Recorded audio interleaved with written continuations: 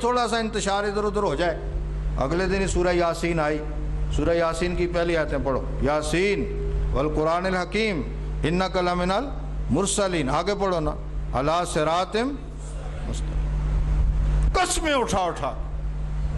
وہ مولانا اشرفی ہوا کرتے تھے بزرگ ہمارے، وہ بڑا شاندار یاسین کا معنی ترجمہ کرتے تھے شاہ جی، شاہ جی نہیں جس طرح عزت کے ساتھ، وہ کہتے تھے اللہ پاک کہتے ہیں شاہ جی قرآن کی قسم قرآن کی قسم۔ یاسین یہ حروف مقطعات میں سے ہے، متشابہات میں سے ہے، اس کا معنی حقیقی اللہ ہی جانتا ہے، لیکن یاسین کا معنی عربی زبان میں سردار کے معنی میں آتا ہے نا، تو اس لیے وہ ترجمہ کرتے کہ اللہ فرماتا ہے شاہ جی، تو حضور کو شاہ جی کہے تو کیا اس میں کفر والی کون سی بات ہے کہ میرے شاہ جی ایسی بات ہے، میں قسم اٹھاتا ہوں قرآن کریم کی انک لمن المرسلین، تو سچا رسول ہے۔ اور پھر آگے دیکھو علی صراط مستقیم، غلط چلنے والے آدمی کو رب کہہ سکتا ہے تو صراط مستقیم پر ہے، اور بلکہ کائنات میں جس نے سیدھی راہ کی تلاش ہے وہ نبی کریم کے نقش قدم پر چلے۔ تو آپ قرآن کریم کا مطالعہ کریں اور ایسے لوگوں کے ساتھ رابطہ اور تعلق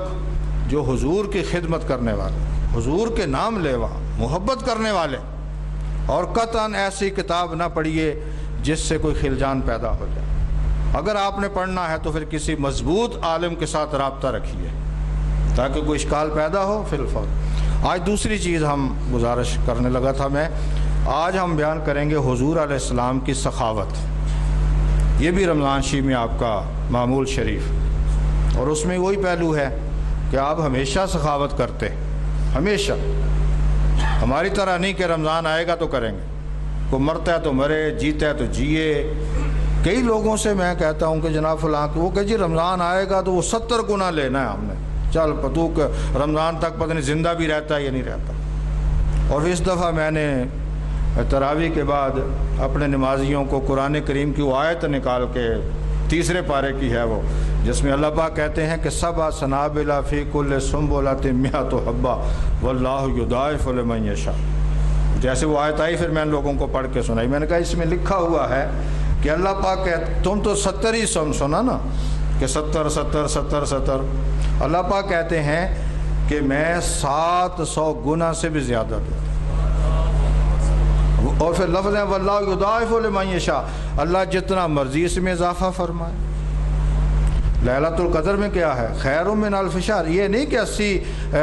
وہ جو 84 سال ہیں یا 1000 مہینہ اس سے اتنے برابر ہے، نہیں، خیر اس سے افضل، کتنی افضل رب ہی جانے۔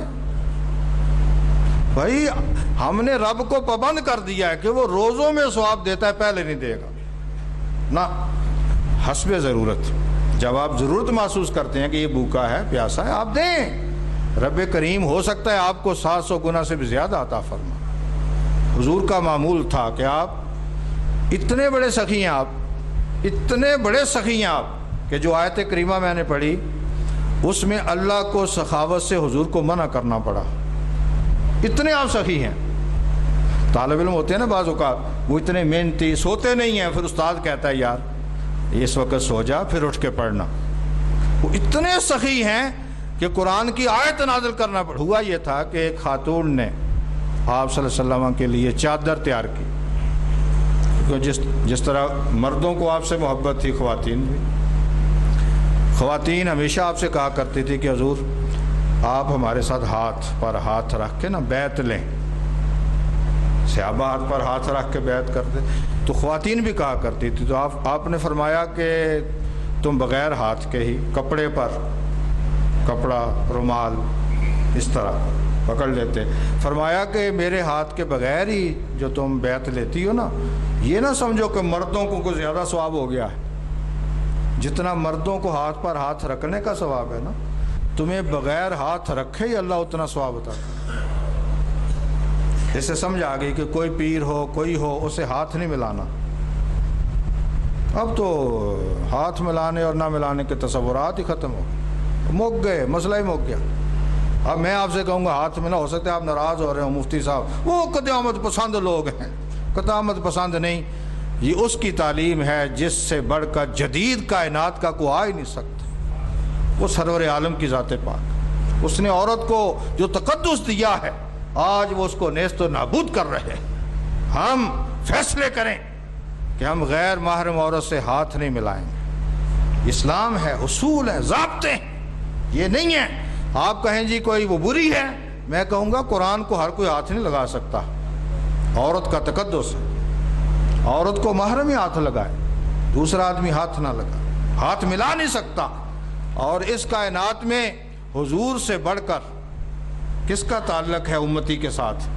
لیکن حضور نے کسی خاتون کے ساتھ ہاتھ نہیں ملایا۔ ہمارے ہاں جہالت ہے، تصورات بگڑ گئے، تباہ ہو گئے۔ خواتین آیا کرتی، وہ مختلف تحائف حضور کے لیے، خواتین کی اتنی خدمات ہیں اسلام کے حوالے سے، اتنی خدمات ہیں، اگر آپ سیدہ خدیجہ کی خدمات ہی جمع کر لیں تو آپ کو سمجھ آئے گی کہ خواتین کی کتنی خدمات ہیں۔ انہوں نے ایک کپڑا آپ کے لیے تیار کیا، یہ کڑھائی نہیں کرتے کپڑے پر، اس نے کڑھائی کیا اپنے ہاتھ سے۔ حضور علیہ السلام اچھا قیمتی کپڑا، درمیانہ کپڑا، جو بھی مل جاتا حلال پہن لیتے۔ آپ کا یہ طریقہ، یہ ہم پڑھے ہیں کہ یہ رنگ اور فلاں رنگ اور فلاں رنگ، حضور سارے رنگ، سفید کو آپ نے پسند فرمایا، لیکن جو رنگ بھی ملا، کالا امامہ شریف آپ نے کالا بھی پہنا۔ یہ لوگ جو لفظ بولتے ہیں بڑا غلط ہے کہ کالا لباس جہنمیوں کا لباس ہوتا ہے، لا حول ولا قوة، یہ سخت ایسی باتیں نہیں ہیں کوئی۔ تو آپ صلی اللہ علیہ وسلم کو کڑھائی سرخ دھاری دار، سرخ سارا کپڑا نہیں، دھاری دار، جس پہ دھاریاں سرخ تھیں، اس کی تفصیلات کیا نہیں ہے نا۔ یہ جو نعت آپ نے بھی سنی پیر میر علی شاہ صاحب کی، اس کی میں نے شرح لکھی ہے، اس کا نام ہے شرح سکھ میں تراندی۔